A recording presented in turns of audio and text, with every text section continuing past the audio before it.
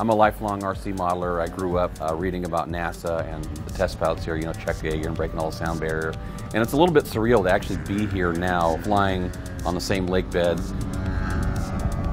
It's really amazing and it's certainly a dream come true. Yeah, my name is Red Jensen and I run the Subscale Flight Research Lab here at NASA Armstrong Flight Research Center. Walk into Red Jensen's workshop and go to model airplane heaven.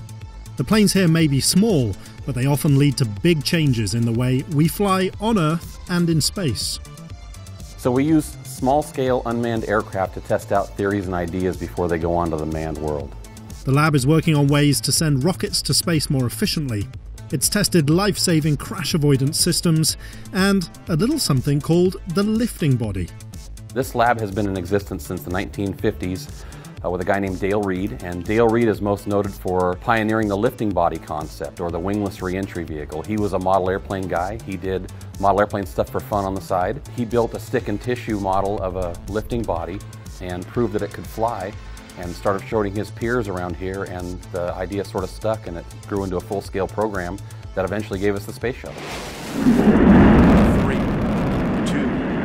1, 0, and liftoff of Space Shuttle Atlantis. NASA innovations are often tested out by the Subscale Lab.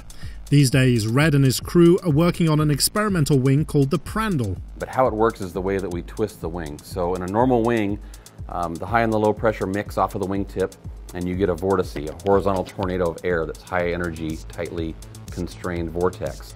And that's exactly what the winglet was invented to constrain. With a non-elliptical lift distribution, we shed the vortex earlier, about 3/4 of the way out on the span. So the vortex sheds here, it's more open and loosely constrained. The design could make wings as much as 11% more efficient, and it could someday be sent into space too. And this eventually will fly and land on Mars. That's what this is intended for.